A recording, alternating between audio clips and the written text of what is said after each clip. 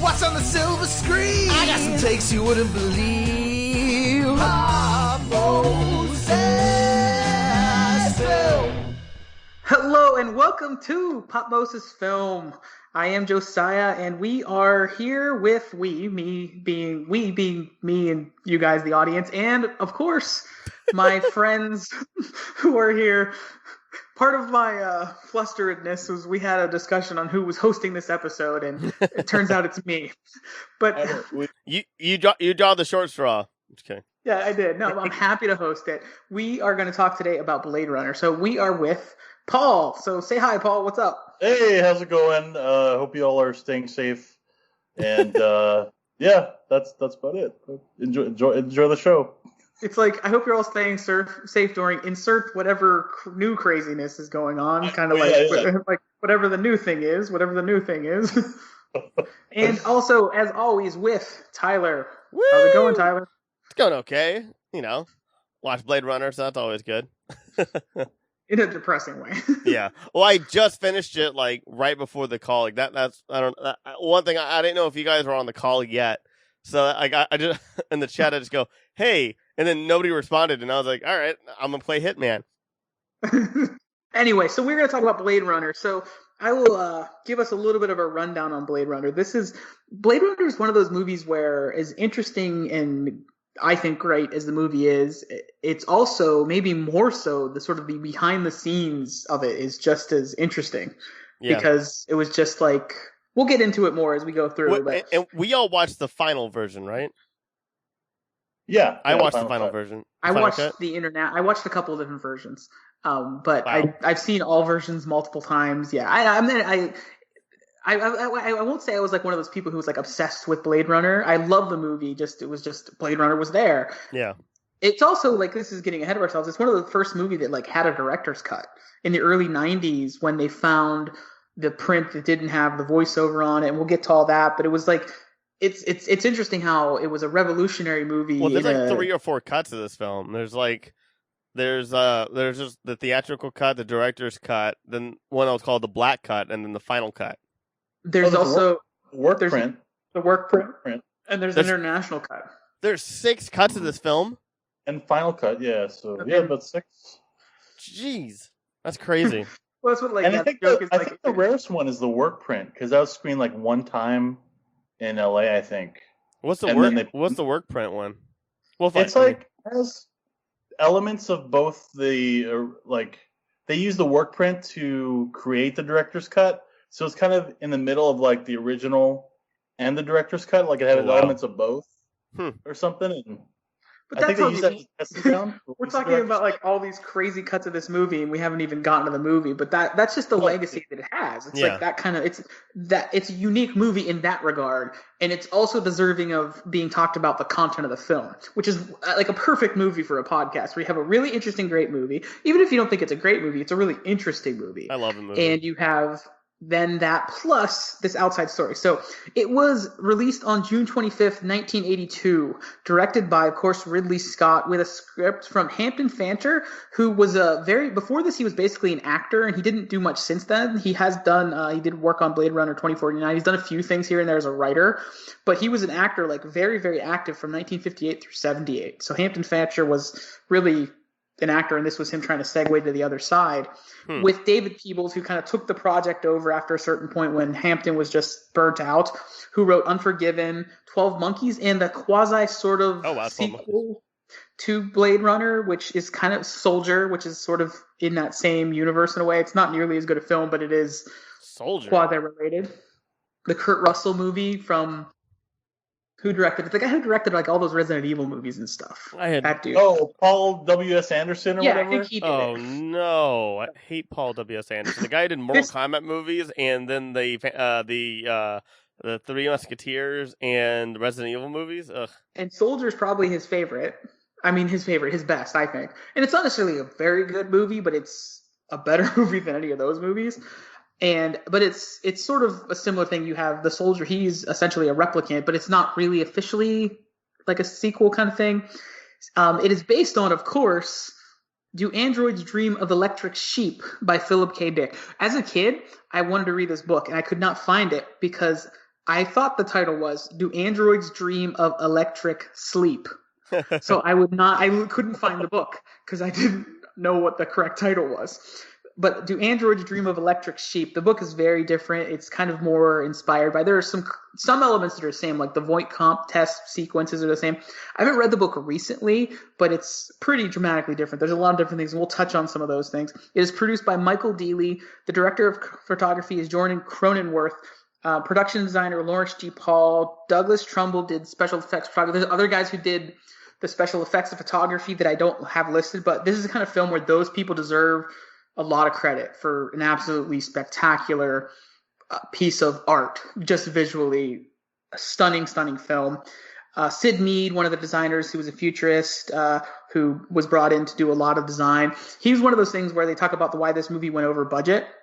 He was like paid something absurd, like $1,500 a day or something. That my number might be wrong, but this is in the early 1980s. Yeah.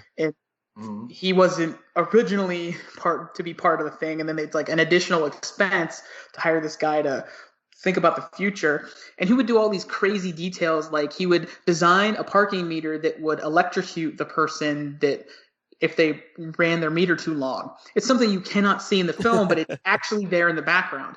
There's this like behind the scenes video where he's explaining it, and it's like the 50th level of depth in this shot that you would never see, but that's why the world is so real, because that's what they put into it. It's starring, of course, Harrison Ford as Rick Deckard, Rutger Hauer as Roy Batty, Sean Young as Rachel, Edward James Olmos as Gaff. And so I did not even know, because I over the years, like I've seen Blade Runner I think 3 times. This is my 3rd watch, and I loved the first time when I was younger. And then I saw it again, like in college, and I loved it again. And then I just haven't watched it since then.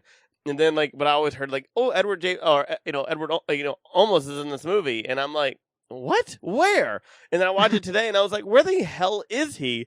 And then I went on IMDb, and I was like, oh snap! God, that guy was so skinny back then. I don't think he looks anything like him. He was so young. And he's so like lost in that world that he seems like they got this guy from the future that is Blade Runner and plucked him in this movie. More than anybody else in the movie, he seems like otherworldly. Yeah, he's not meant to be an android. City speak or whatever. Yeah. Weird language. Yeah. So the film is called Blade Runner, but there's no Blade Runner. Harrison Ford is a Blade Runner. There's no Blade Runner in the novel. It's from a William S. Burroughs book, I believe. And so they had to get the rights to that, not that book, but that title, to use that title for the movie. So they went through different titles. It was going to be Android at one point. In the book, the androids are actually called Andes, which then became replicants in the film. So they went for something that was kind of different. Also, at that time, you have to think the droids in Star Wars. So if you have a android, it's kind of the Star Wars droids are the cutesy thing. They wouldn't want to go that direction. At one point, it was called Mechanismo. Dangerous Days. So they went through all these different titles before they settled on Blade Runner. All terrible. I don't even think Blade Runner is even that good. But Blade Runner, says something. Dangerous Days is actually the title of a documentary that goes over the production of the movie, and it's like 4 hours long, but it's great. It goes into really big great every detail you could want about production, and so I highly recommend it. I need to watch that. Good. So the film, it was a budget of $28 million, and it went over budget. I'm sure that'll come up. It opened at only $6 million. It was one of those movies. It opened huge, and at the time, it did not have good word of mouth. It just dropped off that weekend, and it was dead. It only made $33 million in the United States and $41 million internationally. So, because now when you think about money, it, a movie that.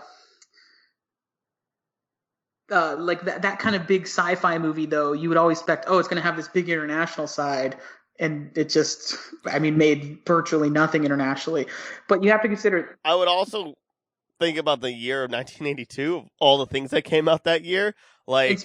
Specifically, the big one was E.T. that came out before that. E.T., Star Trek, Wrath of Khan, or was it Search for Spock? It was Wrath of Khan. Wrath of Khan. You have Tron, 1982. You also have The Thing, right? 1982. The Thing came out the same weekend. Yeah, The Thing. Poltergeist. The Thing and E.T., right? Rocky 3 came out that summer. Don't they consider 1982 as the best year for film still, right? I thought. It's up there for sure. I mean, just listen to those movies. The Fast Times at Ridgemont High was also, and these are summer movies we're talking about here, summer movies specifically.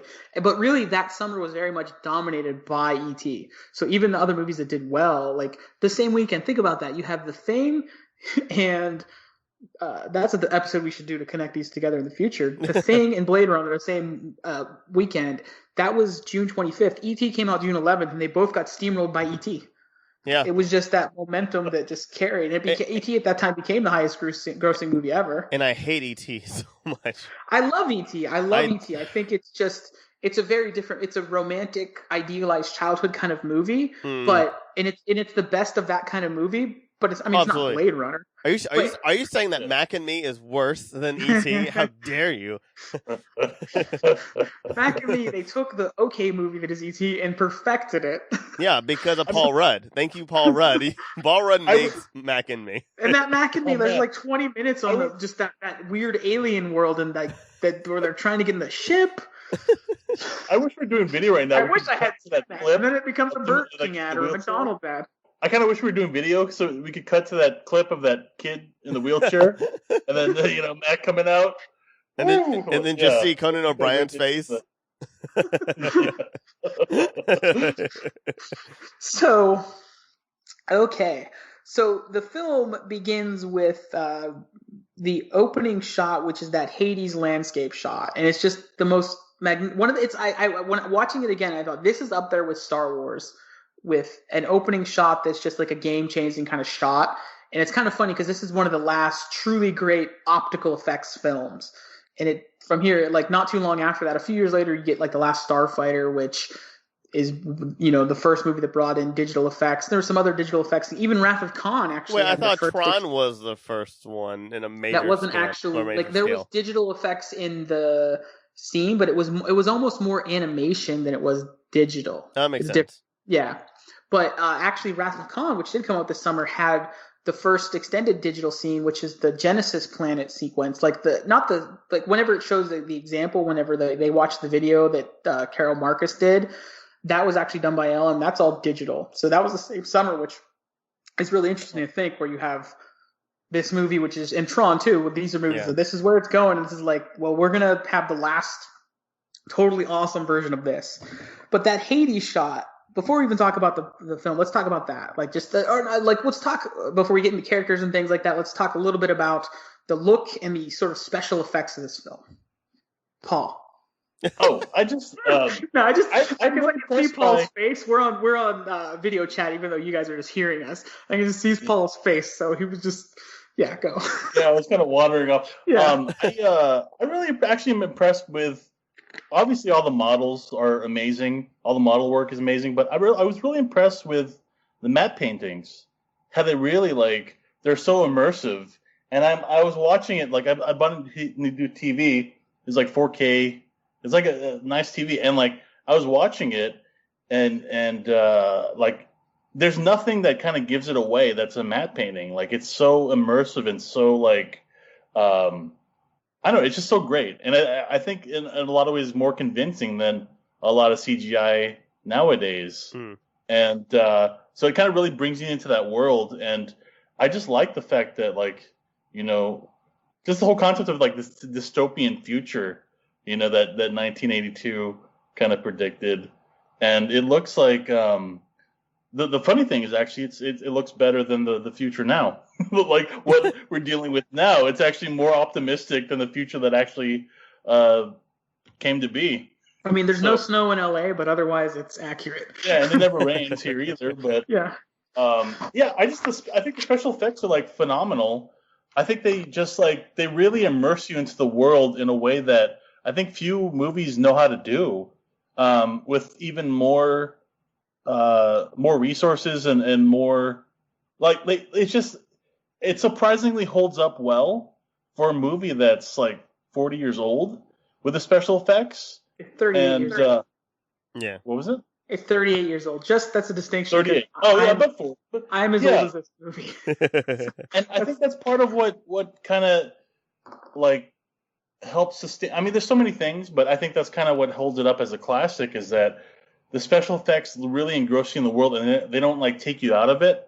Like if you look at like the the Mummy Returns and you see the Rock, it's like, ugh, that's 2004 CGI. That looks really bad.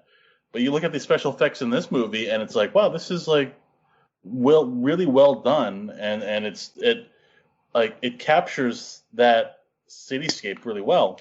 So it always feels like in this movie, the special effects, it's like for the sake of the story and the tone and the mood of the story, as opposed to some sort of big gimmicky sequence like that rock scene where it's like, oh, you're being attacked by a scorpion creature. It's like it opens with that shot of, they call it the Hades landscape, and you see those fire coming up, and then you get that Vangelis score, that weird music that just makes it otherworldly, and it really immerses you in that world. And then you get the spinner coming in, and it cuts to the eye, and you're in the feel of that world before you're in that world, before you meet a character, before the story really begins. So whether or not you like the story, follow the story, you're feeling it, you're experiencing it. And it's cool that it's special effects that achieve that, as opposed to special effects to do something sort of gimmicky and, extravagant, which is kind of the definition of movies.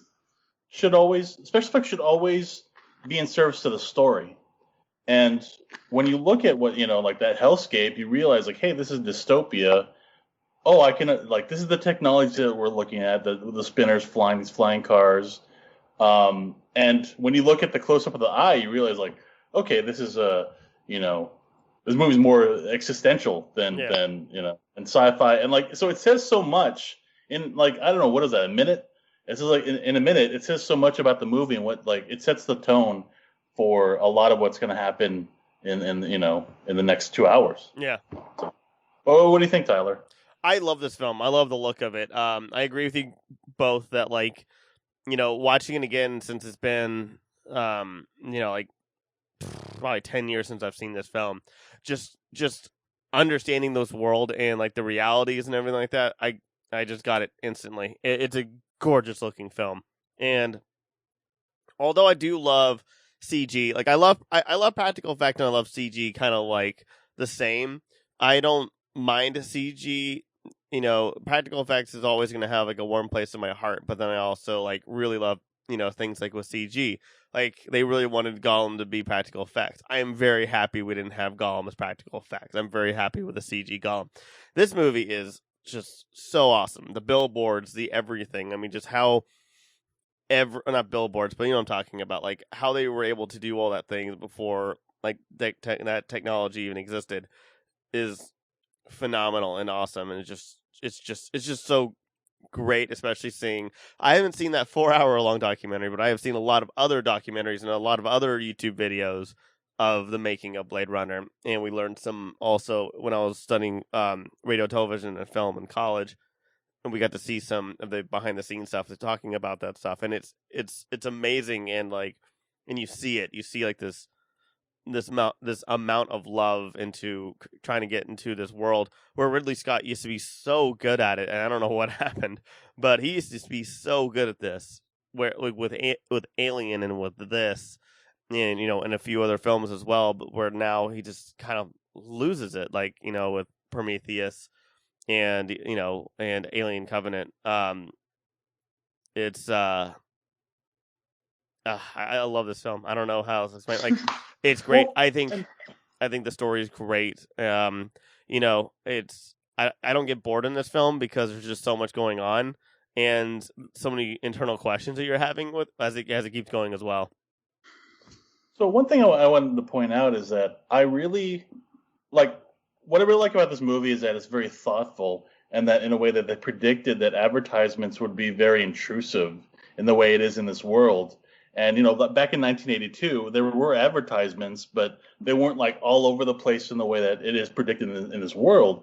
And it's something that, like, because they were very thoughtful, they pointed out this detail, like this detail that actually became true in our time. Like, advertisements are everywhere. You go on your computer, there's like pop-ups, like you see advertisements all over the place, whether it's subtle or not. Every app and everything, and Facebook, Twitter, and everything. Exactly. And so I appreciate the fact that it made these thoughtful predictions that eventually became true because they had the foresight to make those predictions, such as the advertisements. And these things really help you engross you in the world and make you like it just convinces you that you're in this world. Yeah, and you're immersed into it. Can I balance off of that? Like this is one of those sci-fi movies that don't go so crazy with with what their predictions are in the very near future. Like most of it, maybe not, flying cars and stuff, but like, yet. I mean, we don't know yet. I mean, well, yeah, wasn't it like a couple months ago? This takes place in 2020, right? Yeah, 2019, November. It was last November. Oh, last November. Last But yeah, November. I was like, so we don't have flying cars, but like, I mean, but there's a lot of things like the advertising, how certain it's called out a lot of companies, a lot of tech companies as to, as well. Like, what's that? Yeah, how corporations, I mean, in this world, the corporations make replicants. It's some kind of technology. It's just, in our world, they make phones and computers and I was saying whatever, like AI and stuff, but yeah, the technology, but how that company runs the world essentially. Yeah. And you know what I really like, and this is kind of a subtle thing, but I know it's funny how like everybody it's kind of in their own little bubble. Like they're not really interacting with Deckard in any way when he's like chasing after Zora in the streets. Like they're all kind of in their own little bubble, kind of doing their own thing. And it's like it's interesting that I know it's like a Black Mirror episode. Sorry. What was that? I know it's like a Black Mirror episode. Yeah, exactly. It's like that show. This movie totally stole that show that came 30 years later. But realize like how technology can be like very isolating and alienating for other people, and so it's interesting that they were able to focus on that very and that attention to detail and that thoughtfulness. And I think that gets into the theme of the movie, which is what it is to be human and empathy in particular. The Voight-Kampff test that they give the replicants, which is kind of how the film starts, sort of segueing into the actual movie a little bit, is you have the character of Holden, who is actually Harrison Ford stand-in as well, I believe. The actor played that character, gets shot by Leon, one of the replicants, and he's testing him with these bizarre questions. He's asking him about a turtle in the desert. And the Voight-Kampff stuff is the stuff that, at least as far as I remember, it's been a while, that's most like the book, most like the novel, those sequences, because a lot of things changed. But it's much more prevalent in the book that it tests for empathy, because the idea is the replicants don't have empathy naturally, but can they develop it? Like the idea is, can they develop the human emotions? And what you have is, though, a world full of humans without human emotion. Deckard barely has emotion, and these replicants have more, and it draws out the human in him, questions of his humanity aside for the moment. And that's really interesting to think, because I was never intelligent enough, like Paul right there, to connect the way that the advertising, the technology of that world oppresses and takes our humanity away. Like, is it Facebook today? It's taking our humanity away in the same sort of oppressive way, where it controls us, and it doesn't control us, but it sort of maybe puts us into a tunnel of thought in the same way, so that we're walking down this thing and we don't see these things going on around us. It's depressing myself. I mean, but the thing is, it answers a lot. It like make comments on society in very meaningful ways that it like asks the questions before we ask the questions. It's so I just appreciate the thoughtfulness in that, and being able to predict these things that are so prevalent in our society nowadays. With Kowalski, I really appreciate how he does start sweating, and he is empathetic to the tortoise, whereas Deli's baking in the sun, and you see him react, and they ask him questions about his mother, and you see how that facade of being even though he's a replicant, he has that sense of empathy, and it's they're targeting these replicants for being human, and which is kind of an interesting dynamic in this movie. So yeah, it's just we kind of talked about in a personal conversation before we started this, that idea of otherness.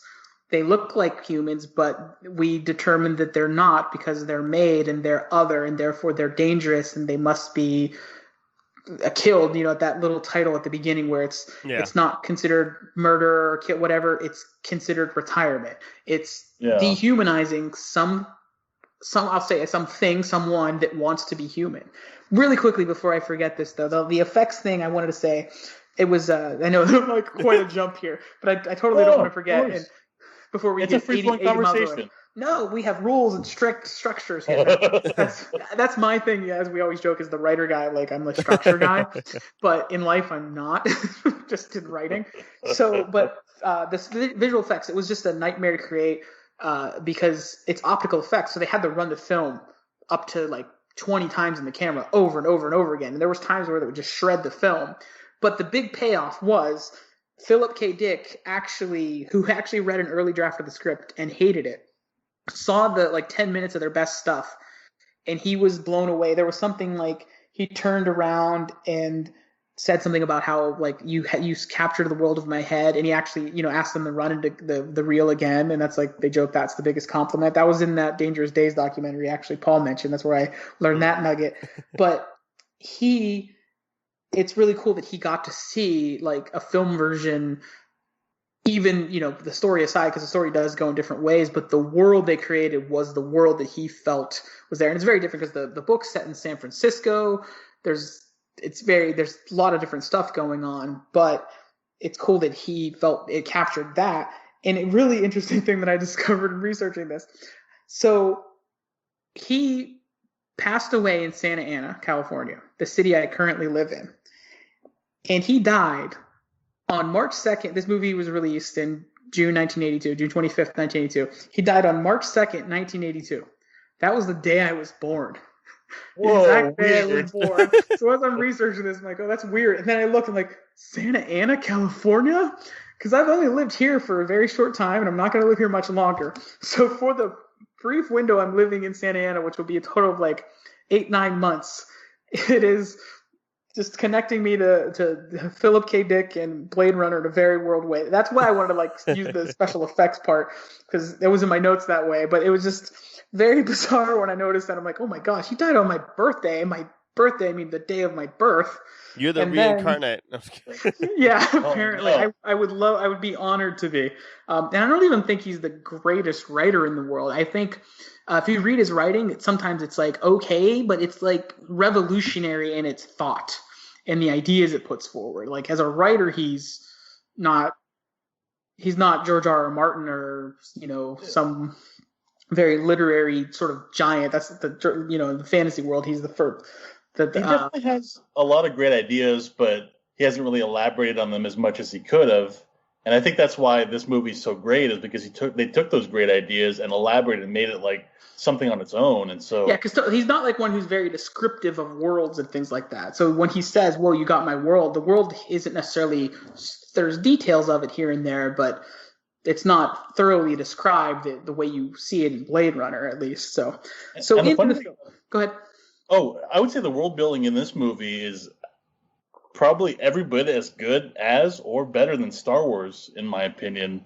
And I know that's saying a lot, but it's like every time I watch this movie, I'm fully immersed. Like my full attention is on this movie in every single detail and even like just random things in the background, like even the timing of that dragon with the tongue, like everything. I'm just like, my whole attention's like, even the city speak. It's like, it's a mixture of like Japanese and like I think Turkish and like all these different languages mixed together. Like Hungarian and stuff. Yeah. Yeah. So. And that was one of those things. The city speak was really an Edward James almost like creation. It was just something that was mentioned in the script kind of thing, that they would use the city speak. And I think it might also be in the novel, but he made it a real thing. He defined what it was. Like it was just, we need something here, and he actually made it it's like his version of Klingon or something. So speaking of, that's the perfect character. So he goes and he brings Deckard back. So Deckard is retired and he's brought back in sort of that one last job, and he goes to the Tyrell Corporation, which is another amazing visual effects shot of that crazy pyramid. Just this brilliant, amazing, beautiful thing, that pyramid they fly into. And he meets Rachel, he performs the test. There's also a little nugget that connects to the books here. There's when they see the owl and he asks about the owl. He asks about the owl. Is it real? And she says, of course it isn't. That was like a big thing in the books that people would really, really, if you had a live, actual, real living animal, it showed your status because most animals were dead or extinct. So most people had fake replicant animals. That's what the electric sheep is. It's a android sheep that he keeps on the roof of his house because he wants to get like a real one instead. Yeah. Because his neighbor had like a cow or something, and the cow was better than his sheep, and he if it was real, it was better. It was very, very bizarre aspect of it. But that's how they showed their status because it was such a rare thing. These creatures were rare, so it was like a little call to the books in a different way that you can see. There's in the book, the environmental issue is a little bit more obvious, although the pollution of the world makes you aware of it, but it's not sort of discussed as it is in the book. So he meets Rachel, he tests her, and Rachel is kind of the character that then sort of throughout the film is how we question that aspect of humanity, because it turns out she is a replicant, but she does not know she is a replicant. And then after Deckard performs his test, she finds out, and she still does not believe it. Yeah, like that's really the interesting thing. So, what do you guys think about that? It's a very powerful idea. Like, you were not what you thought you were. Well, I like the idea that she has memories of Tyrell's like niece, I think it was, and so a lot of her like identity is based off of the memories of another. Yeah. So like it's almost like her humanity is borrowed in a way, and.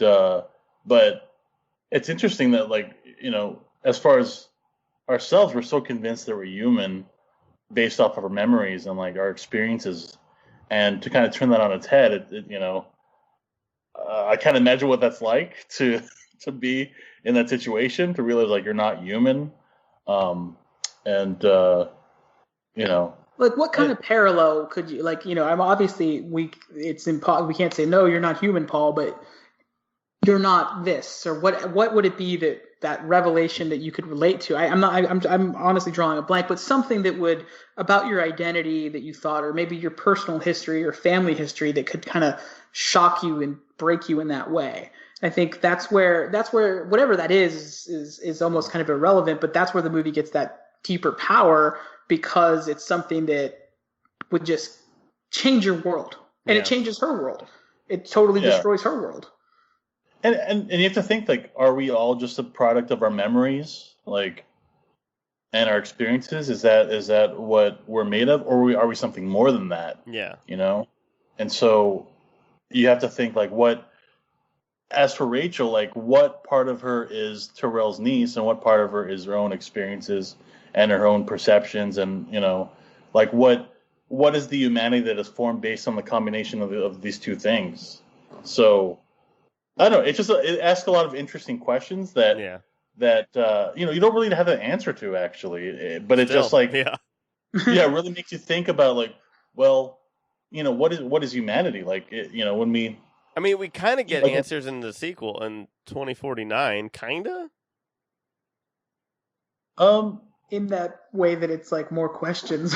That's true. Yeah. It asks like another question, like. In a way. And I appreciate that, by the way. I know we'll do a podcast about 2049, but I appreciate that it doesn't answer all those questions, that it just asks more questions.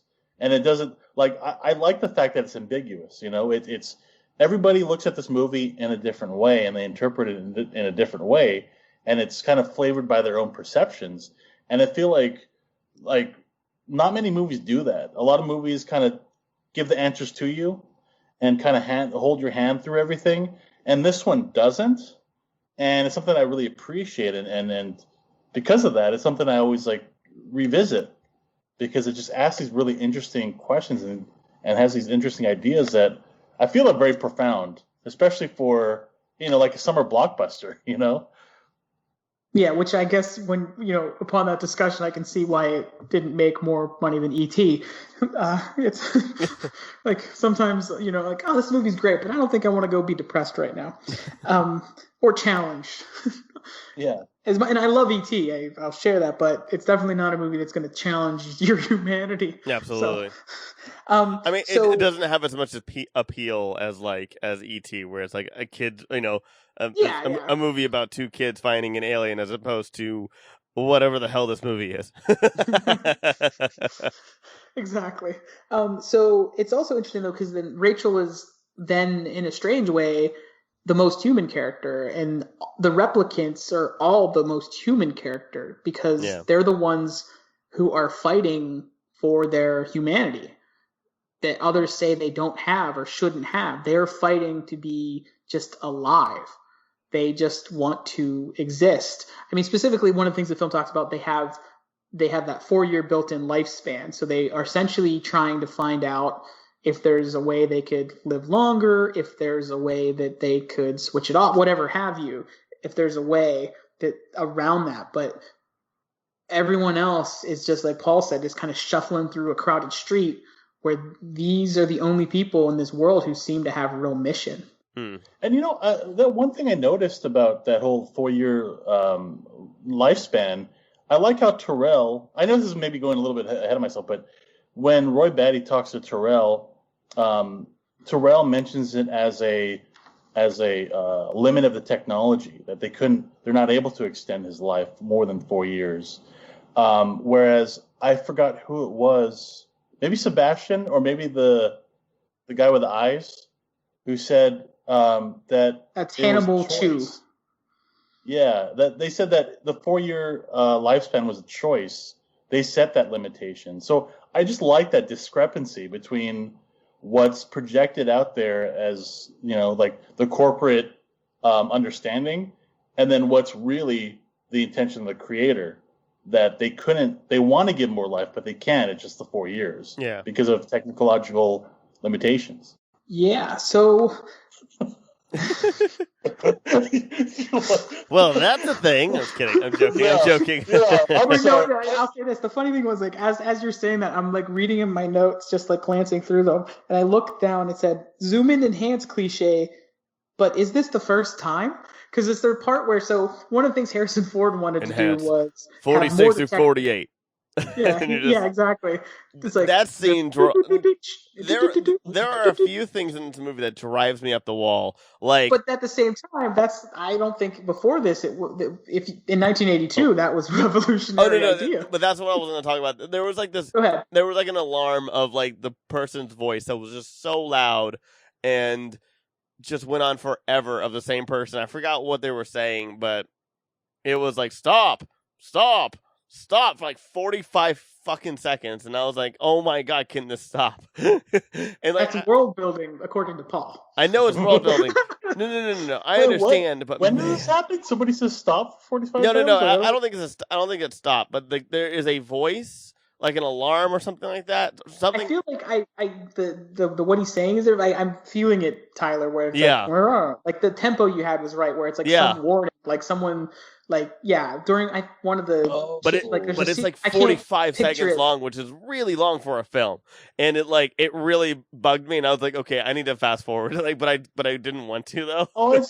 As far as the pacing, it kind of hurts the pacing of the movie. You think? No, I was saying some things I didn't like about the film. I love this film, but there are some things like that where I was just like, oh my god, I don't want to hear an alarm for 45 seconds like that.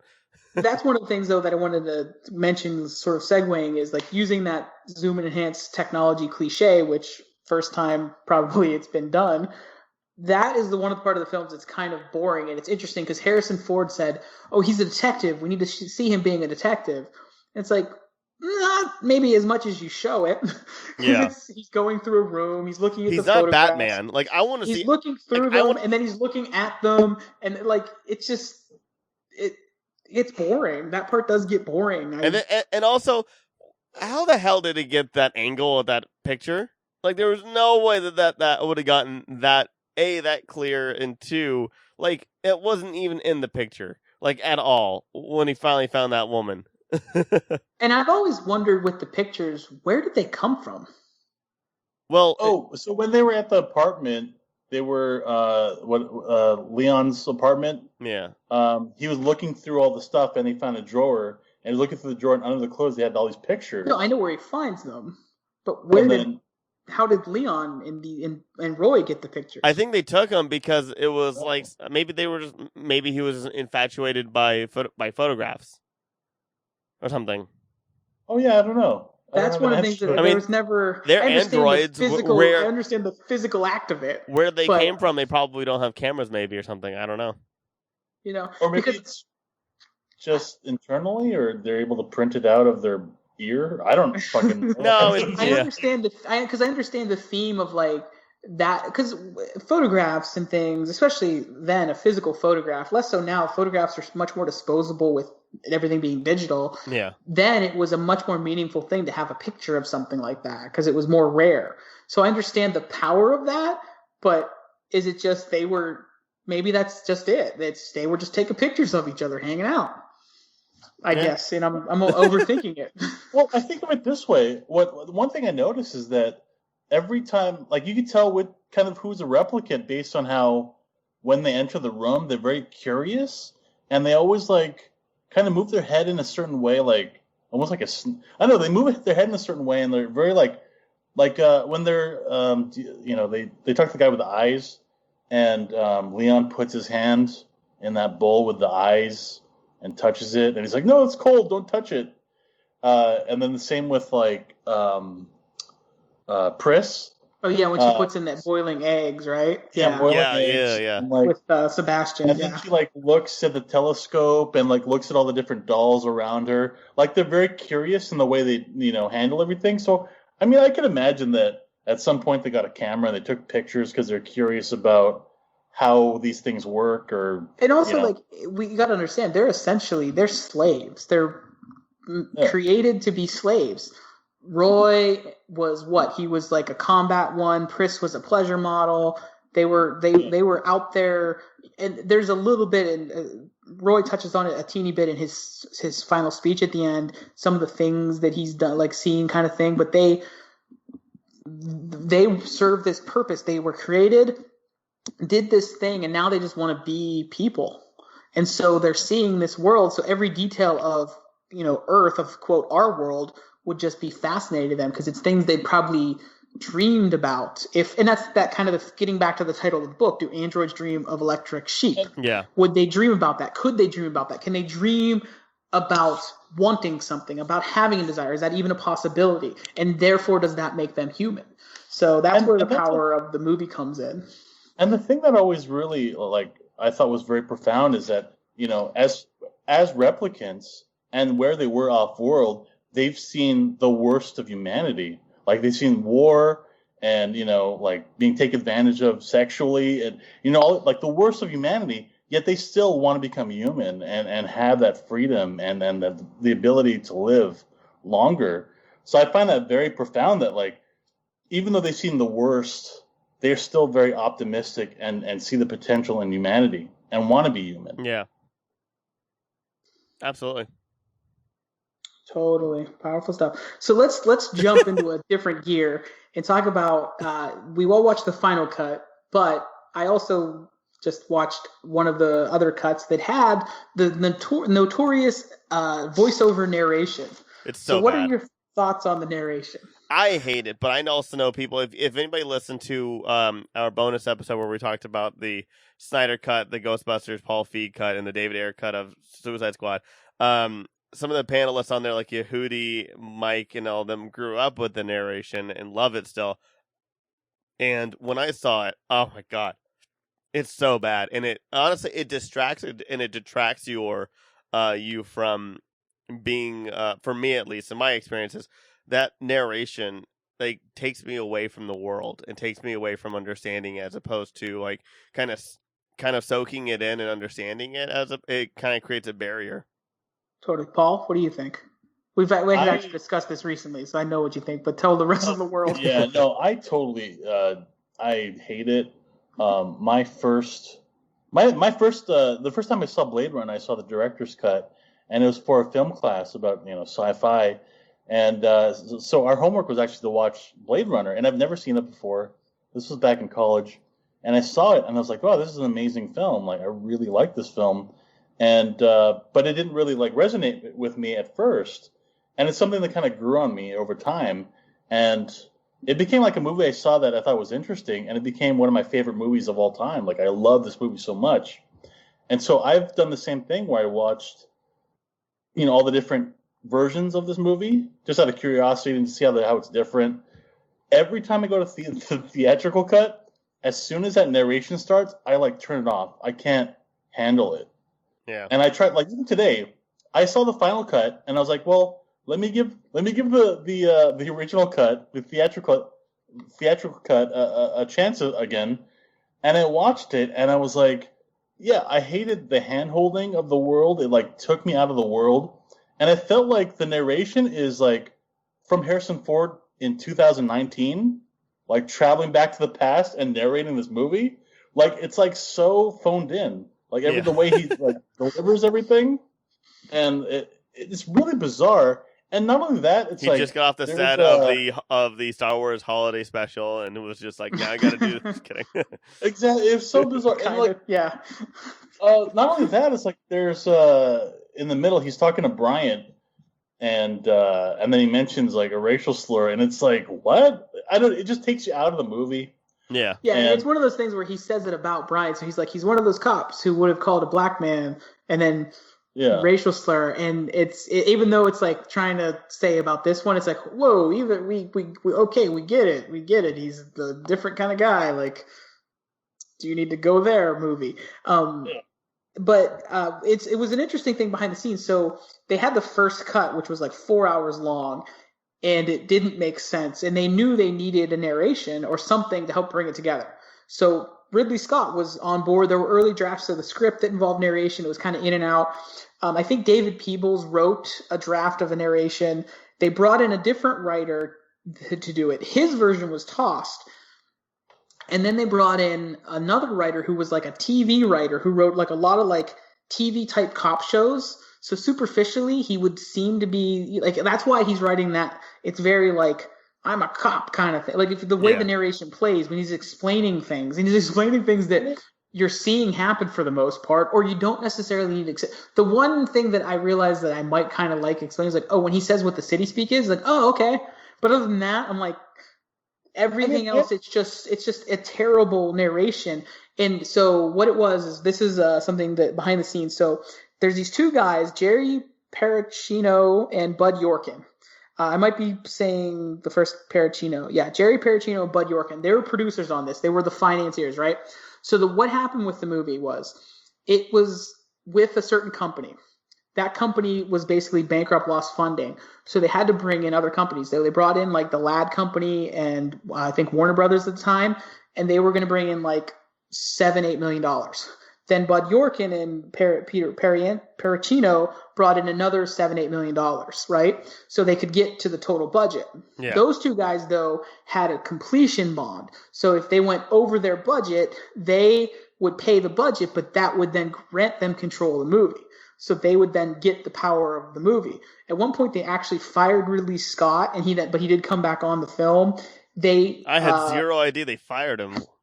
Yeah, I don't know if it was like he came back the next day or if he was like off a week, but he was taken off the movie very briefly, and they were gonna we'll do it ourselves. But the crew's like, well, we got to finish this thing, and even with the narration, it was done without Ridley Scott, without they just went and did what they wanted to do to make it make sense. So it was the financier guys who, in a way, I mean, the movie wouldn't have gotten made if they didn't come in. Yeah, but. They certainly there was a story I heard that one of the guys, Bud Yorkin, was on the set and he's just yelling, and they were really critical of Ridley Scott because Ridley Scott would do an insane number of takes because there's all these different elements but it's Ridley Scott. I mean, especially at that time. I mean, Alien had already come out. I mean, what else is But it's basically he's had Alien and one other movie that I can't even name. So he's not Ridley Scott. Dark Star. I think it's Dark Star. No, Dark Star was. The Duelist, John Carpenter, Alien. Oh, yeah, you're right. Oh, Sorry. The Duelist. There you go. So he, even though he did Alien, part of the problem was actually when they prepared this, right? They prepared it the way they prepared for Alien, anticipating it, right? And the original script of this movie was much smaller. It was a much more intimate script. It was almost like much more the detective noir side of this film, as opposed to the big thinking sci-fi part of this film. And it became the big thinking sci-fi part when Ridley Scott came on. Things changed and changed and changed, and things got bigger and therefore more expensive. And it just kind of got out of proportion because he was expecting like the same number of sort of shots that you're going to have to prepare for with Alien, except for the fact that Alien really is essentially that small contained movie. You know, other than a few big, more dramatic setups, it's very much corridors and small rooms and character piece. It's different. So that expectation, it got blown up. That's sort of where it shifted. But that's really where that narration came from. Even like Ridley Scott was on board, and we talked about at the beginning of this, though, then it was, I think, 10 years later when the director's cut came out. So my take on the narration, I thought I was one of those guys that I grew up with it. I did grow up with it. That was the first version I saw. But now I've seen the final cut and the director's cut as many times probably as I've seen that version. And now it's hard for me to watch the version where he narrates. It's so jarring. It's like, I didn't remember it being this bad. I think I romanticized it because of the rest of the movie. It's kind of like when you love someone and you ignore some flaws. Like my wife. I love her, but I ignore the many flaws she has. No. Oh, you're going to fit us there. No, that's a joke. That's a joke to us too. Is Judy listening to these? That's a test for Judy. Are you listening? I bet she is. She's just gonna hit you. She's just gonna hit you in a couple weeks, like, and you're gonna have zero idea why. Yeah, or she'll just start crying for no reason, or I'm gonna get smacked in the face. We'll find out. Oh no, she'll smack you. How dare you? How dare you talk about me on the podcast? I like Paul's version of Judy. Paul's version of Judy is Marge Simpson. Yeah. But homie, I can't even do it. Your version of Judy your version of Marge Simpson is Bart Simpson. Don't have a cow, man. No, I can't do it. I can't do any of the Simpsons. Ay, caramba. I don't know. Whatever. Ay, caramba. No, can't do it. Was that Ren and Stimpy? I don't know. I don't know. Yeah, it sounded more like a 60s like game show host. Which sounds awesome. Oh, God, I hate game shows. Getting back into the film itself, so I want to talk about, we kind of already touched on it. I think it's one of the key scenes, and we'll just kind of talk about a few more things as we sort of gear towards wrapping this up. One of the key scenes is when Batty goes to Tyrell Corporation. So Pris and Batty manipulate Sebastian. I love the guy who like designs their brains and everything like that. Like I should really like him, and like who has like the like all the other like androids as well. Like, I don't know why. I really like his character and feel bad for him. Oh, he's the most human of the human characters, for sure. Like, he is the most sympathetic and sad. He's clearly, if he's doing this, he's clearly a genius, but yet he's stuck on Earth because all the best people get to go to the other worlds and all the schlubs are stuck on Earth, but he is here because of, it's called Methuselah syndrome, where he grows old. Yeah. Fast. Yeah. He's only 21. I think it's always hilarious how, like, Pris is hiding in trash, like, and she covers herself with all the trash, like all the newspaper, and she just, like, pops out when he's, like, by his front door, and he's like, don't be afraid, and she runs off, and, like, I think, like, she breaks a window on a car, or, like, a taxi or something, and I think she actually broke that window. Oh, shit. That wasn't, like, a stunt glass. It wasn't staged she cut her hand, and that's why she, like, goes like this afterwards, like, when she's walking back to Sebastian. And I mean, the thing about Sebastian is, like, he has a good heart, and he, like, takes her in because, you know, he sees that she's, like, possibly homeless or, like, you know, down on her luck. One thing that I thought was interesting is that actor, I think it's H. Emmett Walsh, I think his name is. No. That's a detective. Yeah, that's a detective. What's the name of this, the Sebastian? What's the actor's name? I don't know. I will also say that James Hong in this movie, you know, I always forget how old James Hong is, like, especially around the, like, seeing him in movies like this, and, like, he looks so old. Did you know the guy is 91 years old, and he's working still today? Yeah. Did you know he's the Noodle Duck Dad in Kung Fu Panda? 1,000% did I know that. Yeah, he's Noodle Duck Dad. Take everyone at home, take a drink. Kung Fu Panda. Yeah, I know. Again. We had to throw in the Kung Fu Panda reference, just Tyler. So basically, all I'm going to say is that the actor that plays Sebastian, he actually does the voice of a character in Batman the animated series. That is, he's like a tech guy that creates this thing called Hardak that has like these like replicants almost, like these like replicants of like Batman and Commissioner Gordon. Oh, William Sanderson. Oh yeah, William Sanderson. So yeah, and so he plays a similar part in Batman the Animated Series, and I thought that was kind of interesting. Whenever I saw Batman the Animated Series, I like recognized his voice and connected it to this movie, and I don't know, I kind of geek out over that. So, and speaking of that lovely, wonderful character who gets killed by some replicants not too long after that. So they take him to the Tyrell Corporation. It's a powerful scene where they go to the corporation and he's begging, pleading Batty for more life.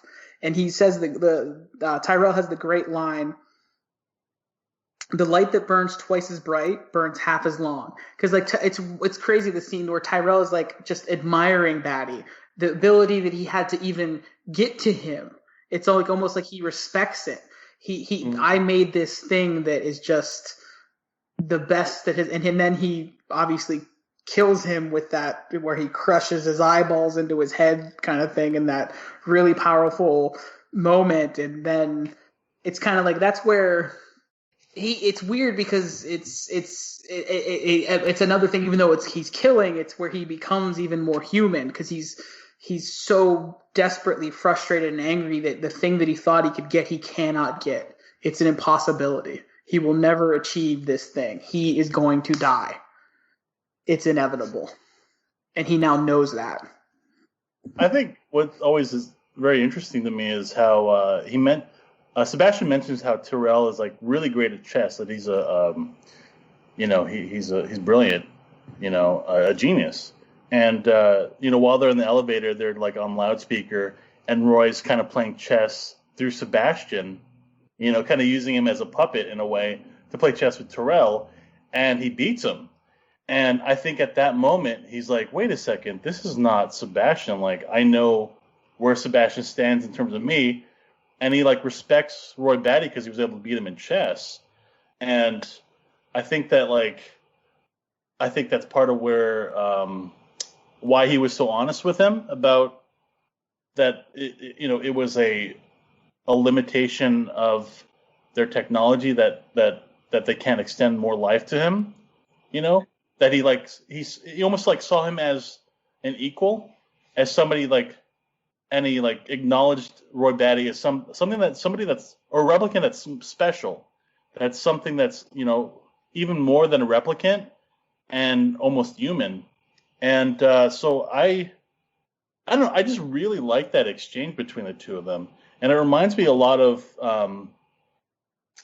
like how the man meeting the creator. It kind of reminds me a lot of like Prometheus, where we're trying to meet a creator and a creator tries to kill us. It's like this crazy horror story, and it's kind of the inverse of that, where our creation tries to meet us and then tries to kill us for giving it life, basically. And so I just love that thread in Ridley Scott, like that story thread with both Prometheus and Blade Runner, the whole concept of like meeting creator, meeting your creation, and yeah. I thought that was interesting. I also love Prometheus, so yeah, no, I absolutely. And those movies are all set within the same universe. They're all intentionally, Weyland Yutani is a company. Essentially, if you think about it, it's more directly in some of the Prometheus stuff where there's a reference to Tyrell Corporation, these background kind of things. But I did not know that. You know how Weyland Yutani is the big company in Alien, and the idea is the other big company is the Tyrell Corporation within that ginormous universe. Obviously, the Alien films come later in the timeline. But that's how those corporations control the world and therefore the universe. That's crazy. It's actually, in the Prometheus Blu-ray, there's a reference in one of the special features to Tyrell, and how he says, replicants flawed, and I forgot what's the David, what is he called? Oh, Michael Fassbender. Michael, Yeah. No, Yeah. but they're synthetics. Are they called androids? Just androids in Alien? I thought they were called. I don't remember. But Yeah, I but know he mentions in how dated- Aliens, Bishop refers to it as being a synthetic, Yeah. like you have an android. Yeah. And in Aliens, even Ripley I think says android. So I think they're androids in the Oh, Alien okay. world. I think. So I know I remember looking at that, and he mentions how Weyland-Yutani's like androids are far superior to the replicants, and that Terrell's making, and we're like, what's the replicants Terrell's making are kind of amateurish. And I remember seeing that. I was like, oh, my geek brain was like freaking out. Wait, they said like, that? Wait, where is this? Where is that in? It's like in a special feature that they released. It's like on the DVDs and Blu-rays and stuff, but it was actually released online. So it's probably on like YouTube or something too. It was actually like stuff that they released like as promo before the film. It's the stuff that is with what's the actor that was in Memento? His name is escaping me. Oh, Guy Pearce? Like Guy Pearce, yeah. Like he does like a TED Talk as the character in one of I have seen that. So Yeah. Okay. And there's a couple of those different types of things, and those are the kind of things that are like the world building / promotional materials that came out with Prometheus. So, because it's that thing in Prometheus where here we are getting off track again, where you never see him as a young man. He's always the old man, but in the like online thing, he's Guy Pearce's age. Yeah. I guess. So getting back to Blade Runner. I had a question about Blade Runner. So how many worlds are there then that humans are in? Do they even say in the film? I don't remember. It's just vaguely the off-world colonies. They never specify. Okay. And there is within the end speech that Roy Batty gives, he kind of mentions some of the things. The movie version's much shorter than the actual script version was, so he mentioned some of the things. Before we get to that, though, because that's actually the next thing I want to talk about. There's one thing I want to talk about, and then I want to get to the conclusion as we wrap this up. But what about the sex scene? The quote love scene in this movie? God, it takes forever. It takes forever. What do you think? It's whatever. I mean, Tyler, go ahead. I just we have sex dolls. I would feel way less creepy with an android that's willing as opposed to a sex doll, I guess. But what about the strange violence of Harrison Ford in that scene? Oh yeah, that was absolutely weird where he stopped her and like that was kind of weird. But he pushed the door closed. But she seemed into it. It was weird. Like, and then he says like, "Ask me to kiss you" and stuff like that. It's a weird scene. Well, I will say, I mean, not to like go so much into like sexuality and stuff like that, but there are clearly people who like being dominated and being like that. Obviously, I don't think they know each other well enough, so I can't speak for them. But like, yeah, I mean, it was weird. It made me feel uncomfortable. But also, I think any Ridley Scott sex scene or romance scenes, the man is a great director. He's just really not good at like love, in my opinion. So, I mean, I kind of the love that Ripley had for her cat is real. Real love. So, I mean, yeah, it was a lot, and I didn't like it, and he was very rough. But hey, I mean, but if the character was into it, then hey, I mean, then who am I to tell her that she wants something wrong? Wrong. What do you think? I honestly understand the intention behind that. I think it's like just that scene is kind of poorly directed and out of place and creepy. Honestly, really creepy. So I think what he was trying to get at is, at that point, he killed Zora, and he killed, actually Leon got killed by Rachel, and he kind of looked at replicants as, something to hunt, something that, are not in any way resembling humans, or like they don't have any kind of autonomy. And by by him interacting with Rachel, he's starting to see like the humanity in them, that they're more that there's more to them than just that they're these automatons, or there's more to them. There's like some humanity in them.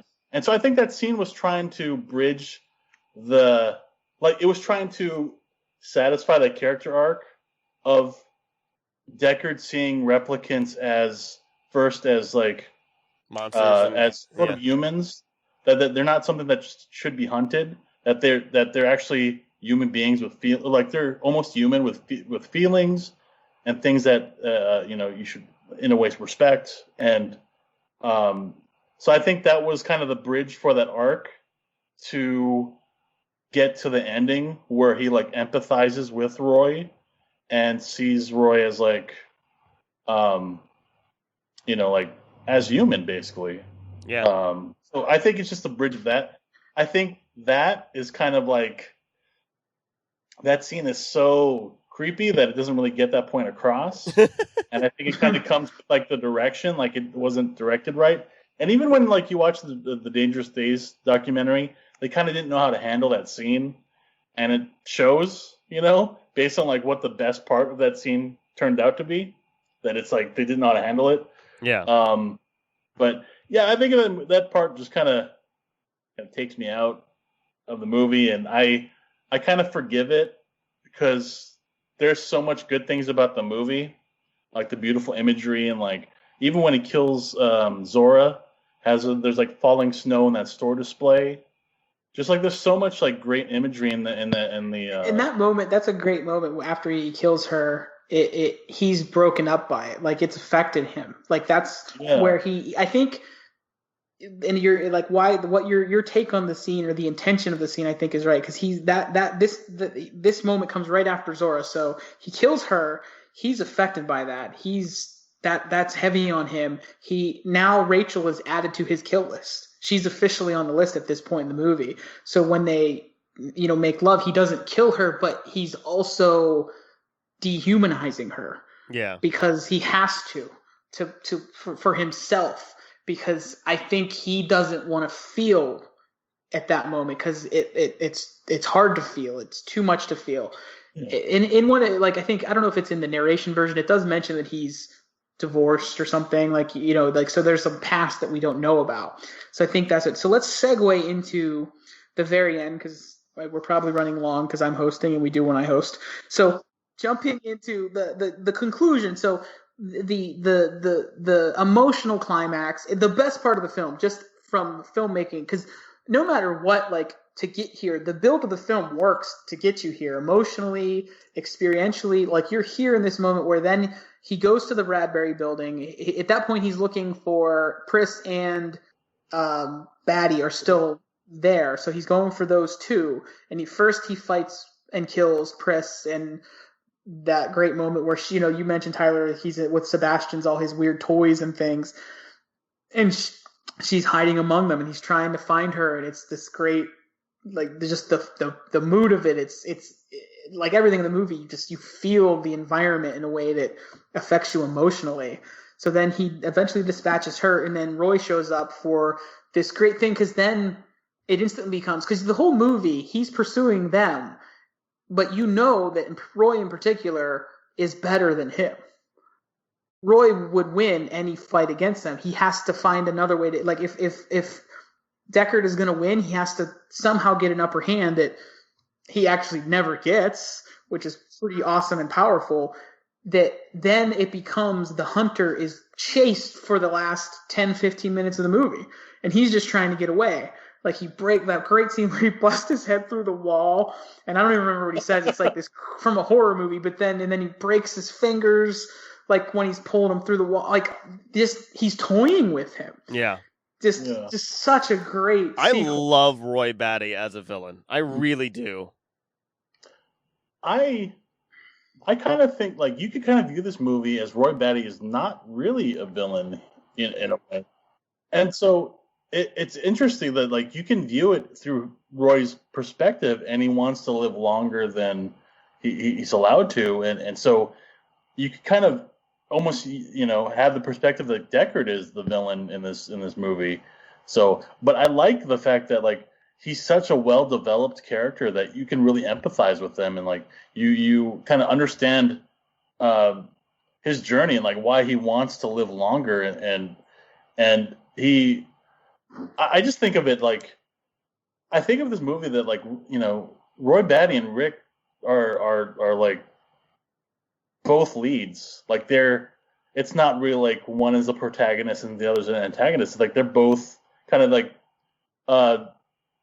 two sides of the same coin basically.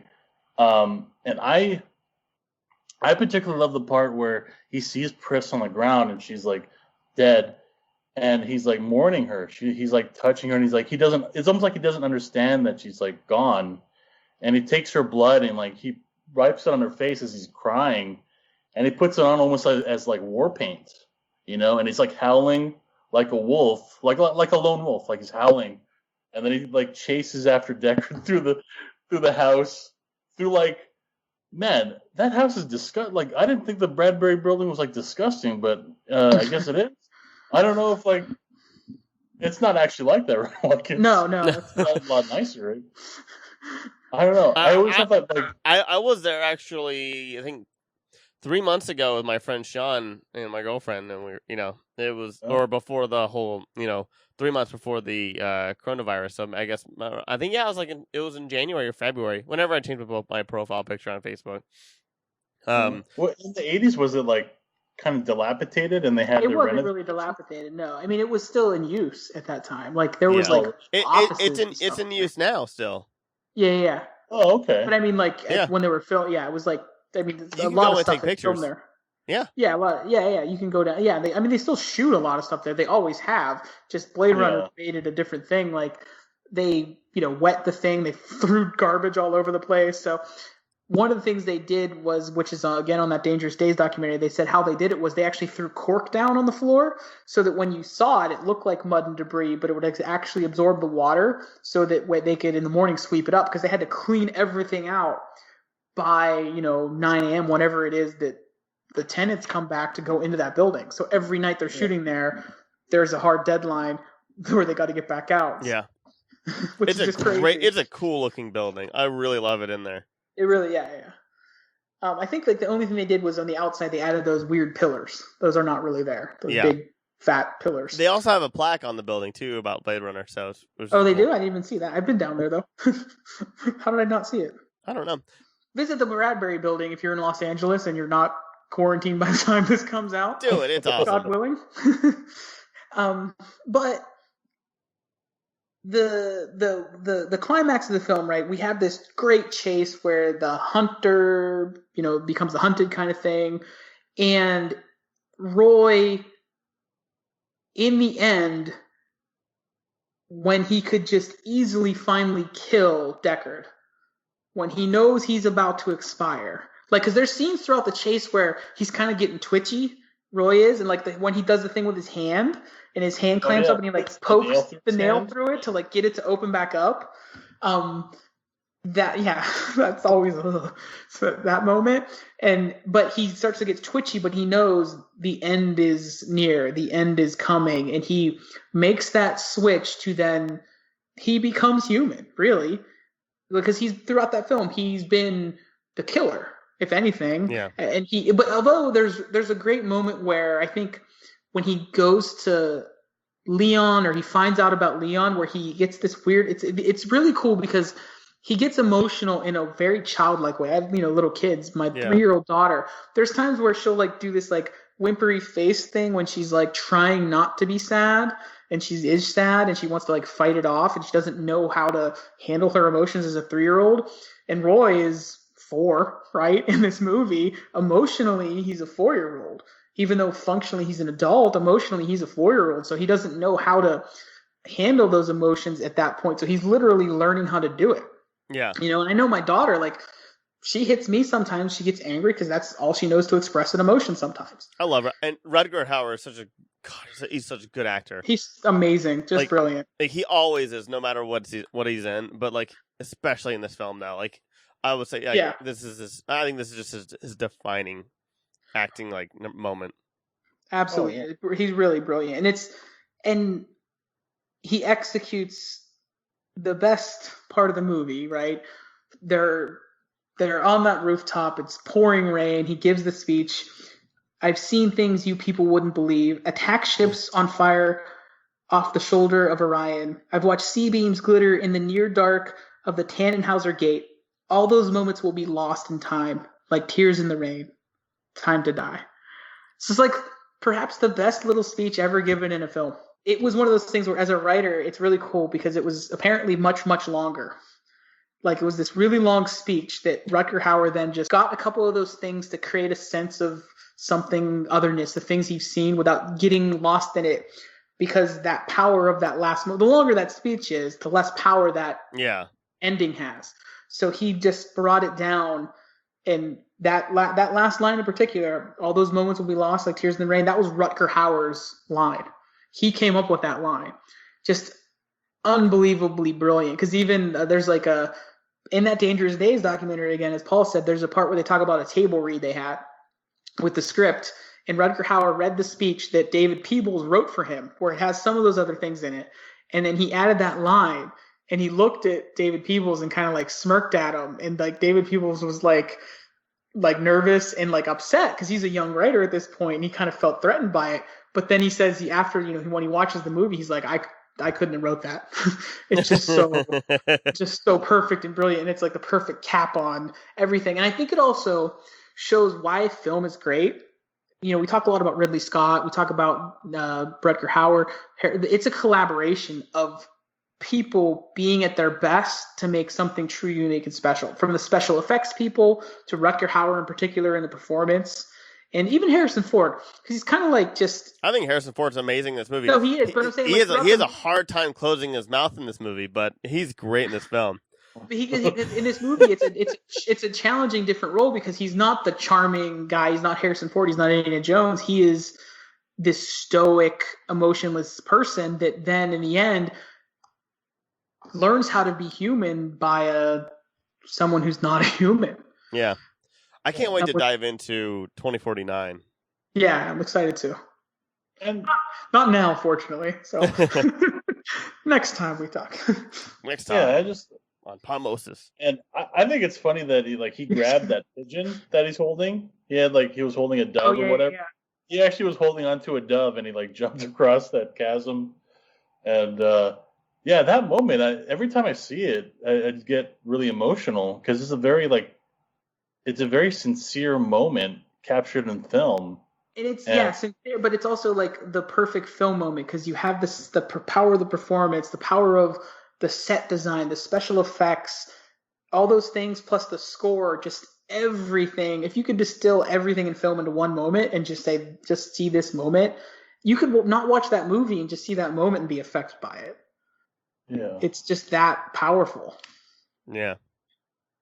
And that's the thing. It's like when you think about it, our lives are a collection of moments and memories, and when we pass away, it's gone. We live through the people that we touch in our lives, and so it's a comment on our mortality. It's I don't know. There's just so many layers to this movie, and so many different profound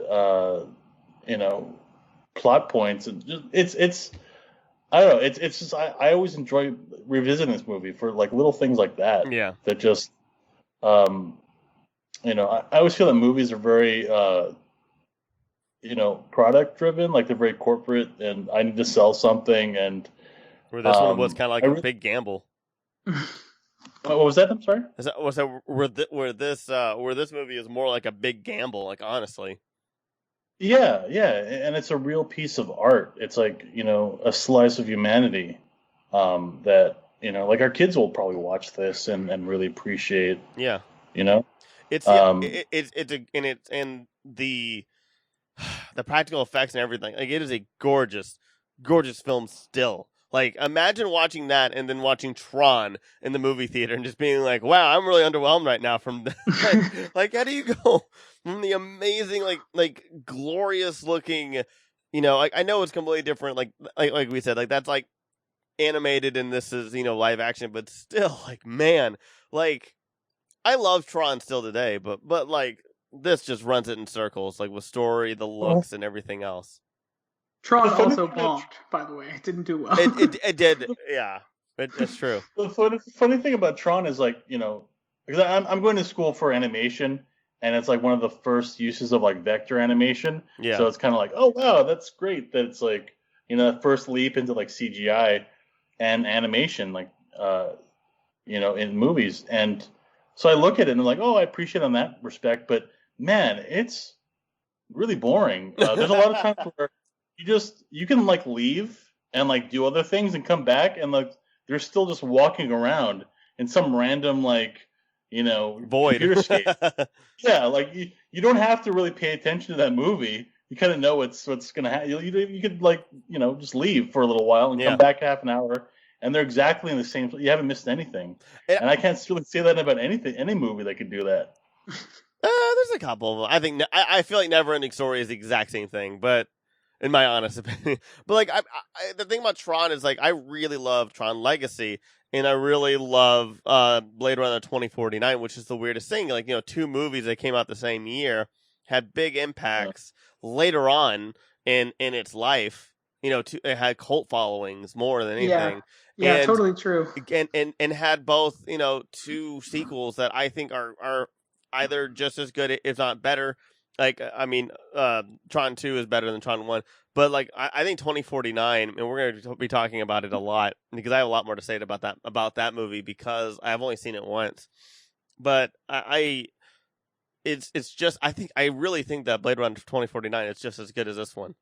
And I can't wait to dive into that as well. But, like, yeah, from at least from what I remember, I haven't watched it yet, because we're doing an episode next. But yeah, I think it's kind of interesting how like 1982 was just so impactful. I mean, look at The Thing, which got a prequel, which was absolutely horrendous and terrible, and like one of the worst experiences I've ever had in a movie theater before, because I was like, this is awkward. Did y'all ever see that? The one with Mary Elizabeth Winstead? I saw it and forgot about it. She's phenomenal, but man, that movie sucks. But isn't it about like the Soviets or something like that, or like the other? Isn't it about like that first station? Yes, the first station. Yes. Well, yeah. It literally ends with the first scene of The Thing from 1982, and it's also called The Thing, which is the stupid. They should go with The Other Thing. So anyway, what are your final thoughts on Blade Runner, guys? The Thing? Any final thoughts on Blade Runner? Well, I just want to point out one thing, or actually a couple things. Okay. And then I'll have my final. Or actually, I just want to point out a couple things. Let's just segue this into your final thoughts, Paul. Oh, well, I think it's like there was this thing about a Blade Runner curse that like all the different companies like Pan Am, Atari, TDK, COS, RCA, like they all either like filed for bankruptcy or like lost like a ton of money. And so there's this weird thing. There's like a Blade Runner curse for like these companies that were like featured in this movie. And then also, I would be remiss in my duties if I mentioned like the Vangelis soundtrack. The Vangelis soundtrack is so amazing. And it's like so essential in immersing you into this world. And well, I just want to say I've mentioned it like 4 times. Oh, did you really? Yeah, several different times. I guess Paul's not listening to jump on my thoughts. I heard one mention. I didn't hear multiple. Well, I talked about. I talked about it at the very beginning with the Hades Hades Oh, that's right. landscape. But I also just mentioned it a few minutes ago in talking about that final moment. I didn't say Vangelis specifically, but I said the score, all those things. Oh, okay. I'm sorry. I'm full of shit. Yeah, you're right. You're right. I mean, it's not like it didn't get mentioned. No. Maybe I didn't mention it 4 times, but yeah, you did. I need to. I just think Paul was trying to throw shade on me over here. Sure, I didn't know I was going to host this until we started doing the episode. Yeah, no, I'm sorry. Hey, Paul, you know what? One thing I really do love about this movie, the music soundtrack. Who did the music soundtrack? Who's Vangelis? I know that has been mentioned before, but no one's mentioned it. No one's mentioned it. We haven't talked about it yet, but I want to say something about the music in this movie. No one's said anything about that that I'm aware of. You can say what you want to say about it now that I'm done being a jerk. No, that's all. I just like I really like the Vangelis soundtrack. I think it really helps. It is. Yeah. It's so unique that it helps create. Because that's how I talked about it earlier. Was it's so unique that it creates such a different world, like different feeling. Especially like I think it creates a different viewing experience. And I hate to bring it up again, but it's the same thing that I feel like with Daft Punk with Tron Legacy. Like it's this we've never had like an actual music score that was like the sequel to Tron. But I was so immersed, and I didn't even like I wasn't even listening to it, but I'm like every time I watch the movie, I don't even listen for the soundtrack. But I'm always like putting my head up and down and like tapping my feet. As I watch, and I love it, but I don't even realize it until like after the movie. And the same thing with Blade Runner. I'm not tapping my feet and following to it, but I don't even focus on it. But it's like after the movie, I just kind of like some of the like melodies and stuff like that will kind of go to my head after I watch the movie, and I'm just like, oh, wow, that's right, man. God, that music is awesome. But like when I'm watching it, I don't focus on it. It just I just get zoned into this world, and it just adds that much to it without even sticking out. You know what I mean? Yeah, I want to mention my good buddy Watson, a guy I grew up with. So we would very late high school, maybe early college, we'd hang out in his car, and he had like a CD player, like through the tape deck kind of thing, and he would play the Blade Runner soundtrack, Vangelis music, like ours are like his like driving music. So it's like created this very weird vibe of like, like you almost can't like just hum it, but you can hear it in your head. It's a weird soundtrack, but yeah. But as we're like driving around the windy rural streets of Pennsylvania with Watson's like old Buick or whatever it was in that car, listening to Vangelis Blade Runner score. So just had to, that's one thing I definitely didn't mention before this. So thanks to Watson for making me imagine I was flying a spinner through the forest at the end of the movie. That's okay. I drive around listening to Pirates of the Caribbean all the time. That's true, though. I love listening to Pirates of the Caribbean in the car. Anyway. So final thoughts on Blade Runner. I want to mention one thing. You know how, like, I think that, like, the Vangelis soundtrack is, like, almost like a character on its own? No one's mentioned anything about that, so don't bring it up. Wait, what was it? Like, Sorry. It always cracks me up when that scene with Rachel and Deckard, when the sex scene, and they have that, like, goofy, like, saxophone solo. Yeah, it's like a very suddenly 80s... And it cracks me up every time because like I'm kidding. I'm joking. It's like a softcore porn soundtrack or something. I imagine it's just that stupid 80s. It's that stupid 80s freaking like what you're saying, like saxophone. It's so and every love scene in every 80s action movie in particular, that was what it sounded like. I will say this: I don't like a majority of 80 films. Like I would say, I probably don't like 90% of 80s movies. I like 82% of 90s films. I don't like that. I don't like that many 90s films either. Like, man, the 90s are tough, but... I meant to say 82% of 80s films as a joke because I was born in 82, and I said the wrong decade as the follow-up decade. So I couldn't even get my own joke right. So final thoughts. Okay. So, Blade Runner. Paul. Actually, I keep on... But I have so much to say about this movie. I just love this movie. You weren't paying attention. You use your tidbits throughout, Paul. Yeah, I know. You don't throw all your tidbits in at final thoughts. I always thought of Roy as like Pinocchio in a way, you know? Yeah. Like he's Pinocchio trying to become a real boy, and he meets Geppetto. I don't know. For some reason, the Pinocchio like parallelism or whatever, it just like I always think of Pinocchio when I see this, like how Roy's trying to become a real boy. See, I see more Data or the Bicentennial Man more as Pinocchio as opposed to Roy Batty. I think Roy Batty wants to just live. I don't think he wants to be human. Yeah, he is human. He becomes human in trying to just live longer. Yeah. And so, I mean, it's like the same aim that they're trying to become human or become real, quote unquote. And so I would be remiss if I didn't ask this question. Do you think Deckard is a replicant? Oh, God damn it. No, because I don't think so. I think like he should. Ridley Scott has said that he is, but everyone else, the writers, Harrison Ford, everyone else says no. And I think he cannot be. This is actually a good segue for our final thoughts. I think he cannot be a replicant for the power of the film because it's machine versus man essentially, and machine teaching man to be human. Honestly, what happens if he is a replicant? Like, then he doesn't learn his lesson. He's just like, well, all right. Like, the whole thing is about Deckard actually growing from this experience and actually seeing the humanization within these within these androids. Like him being one defeats that entire purpose, and it all makes it is just be like, aha, and you're just like, all right, it's not that good of a twist, but okay. Yeah, it's like, is this a Twilight Zone episode all of a sudden? Why do we need? Yeah, you're like okay, seems like a gotcha twist for the sake of a twist. To be fair, in the book, there's a sequence where Deckard as well and the questioning his humanity. Deckard wonders if he's a replicant in the book, and he actually hooks himself up to the machine and performs the test on himself. So that's a theme within the book. So maybe that's sort of kind of how it got in there. Is he one in the book? No. Okay. He's a human in the book for sure. Yeah. But I mean, the sequel answers that question, right? No, it doesn't. Oh, really? Because if he is a replicant, he could just be that no expiration date guy. And I think that's if he's a replicant, why does he get the crap beat out of him so badly by Roy Batty too? He should at least be able to hold his own a little bit better there. Yeah, it's true. Physically, I mean, it's like, why would they make this one replicant like normal human strength and very mopey? Well, yeah. Why would they make a mopey replicant that hunts replicants? Well, they mention in passing, like Brian mentions that like 6 escaped, and one of them got like fried or something like that.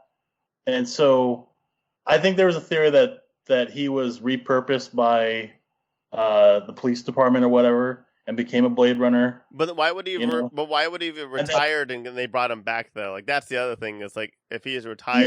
Yeah, but that's the theory people have, is that he's like from that passing line, that he's one of those retired replicants that they brought back, and like that Gaff is like the what is it, the unicorn and all that. Like he basically has Gaff's memories and Gaff's like blade running skills or whatever, and so that's all. And then the unicorn, like Gaff knows his memories, and basically the memories that were implanted in Deckard are Gaff's memories, and it's like, I guess that's fine and all, but as far as from a storytelling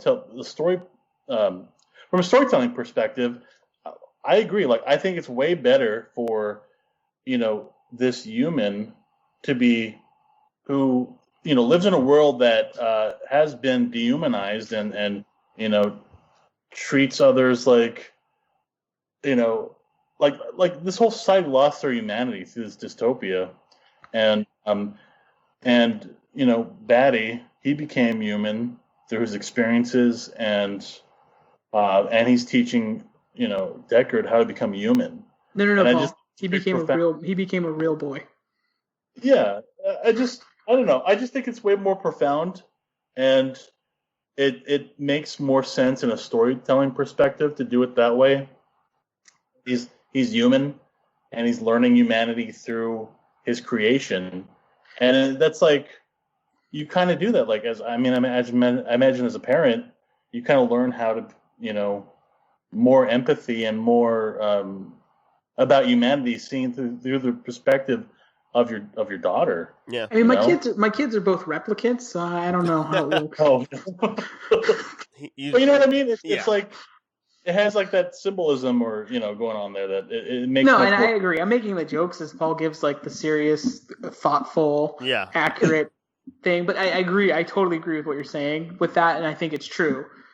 The power of the ending changes by that. And to me, like I said, if you ever listen to everyone else, like Harrison Ford said, like he's disappointed to hear that Ridley Scott thinks he's a replicant, because he's like, I didn't play it as a replicant, and the writers both say they didn't have things like, they talk about, like David Peebles was talking about how he had like a line in one, and I think like Hampton Fancher as well, both the writers, where they would have lines where he would say like he's a beat up old machine type of thing, and it was always meant ironically, like he was sort of using those are lines that never made it to any of the final versions, but they were saying that's kind of how he would just relate to things, like, I'm just a beat up old robot, like not literally saying that, but that I think it would also take away his line when he meets the the owner of the oh my god, what's it called, Tyrell?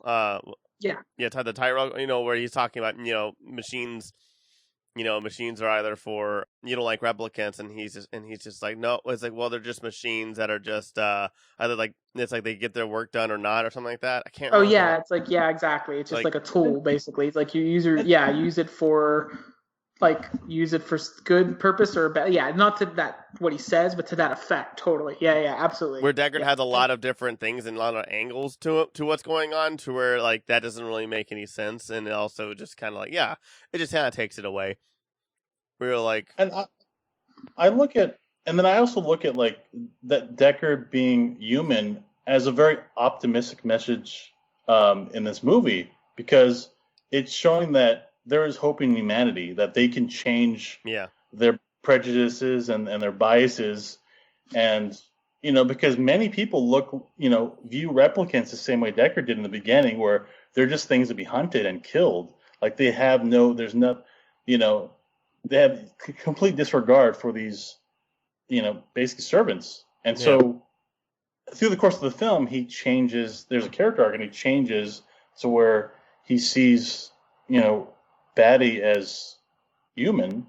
And, if somebody like Deckard, who is, basically is a cop and like can kills these replicants with like without any discretion and without any emotion, that somebody like that can be converted, then maybe humanity itself can be converted and like realize that so much more, that they can reach out to replicants and realize that there is humanity there, and that we can change, and so I think that's just a very hopeful and optimistic message, and again, it just feeds into it just makes the movie more profound, making that message. Whereas if you say he is a replicant, it's like, okay, then what? Like why then what's all right, what does that say about the movie? Like nothing. It doesn't, it's just like like you said, like a Twilight Zone kind of gotcha thing. Mm-hmm. That doesn't add anything to the story. I don't know. I love this movie so much, and it's funny how when I first saw it, I was like, oh, like it had this reputation of being this boring movie, and I was like, oh crap, like. Well, it has its moments there. Yeah, I mean, and I love it. Don't get me wrong. Kind of rough, but there's like so much going on with it that you kind of forgive. Yeah. Well, I forget, or also just kind of like, all right, whatever. Like I've seen worse. Like I've seen Watchmen. I've seen Watchmen's love scene. So, like I've seen much worse. So I mean, why do you think it failed in 1982? Because it was a rated R film. It was rated R. It came out against, at that time, The Thing, which was directed by somebody who was a way bigger deal director wise, and Kurt Russell and a bunch. I mean, the Thing definitely had a lot more hype to it, I would assume, because at that point, there's a lot of new sci-fi that came out that didn't do well, and a lot of old sci-fi that was coming out that did really well. So it was just kind of like that one thing, and then also, E.T. Because E.T. a family movie. It just that's why it failed, because it was rated R. It was a big gamble and went up against The Thing, and then right after E.T. came out. Yeah, totally with Tyler. It's a heavy movie. It's a dense movie. It takes repeated viewings to unpack too, so it kind of grows. When you see the first time, you're to a degree, I'm not sure what I watched, what happened. Like it's one of those movies that you unpack. That's kind of why those scenes that bore me, because I've seen them so many times. I've seen him doing that to Tyler, so I want to get to the more interesting quote things in there. I'd rather watch Harrison Ford do that than watch Batman shoot bricks in Batman in The Dark Knight. Detective work. Oh God, that's the thing I love about this movie is like, I'll think about it when I haven't seen it. I'll just think about it randomly, like, what does this scene mean, or why was this story decision made, or it's just always like going on in my brain, like thinking about this movie, and so that's what I love about it. Bad news, Paul. Those are bad news, Paul. That's actually a memory implant. You didn't actually experience that. It was a different Paul that did. It's the Edward James Olmos. Yeah, Edward James Olmos is the one who had lived that out, not you, Paul. But, yeah, no, and I think that's why it's like a cult hit, is because even when you're not watching it, you're still thinking about it, and it becomes like, you know, it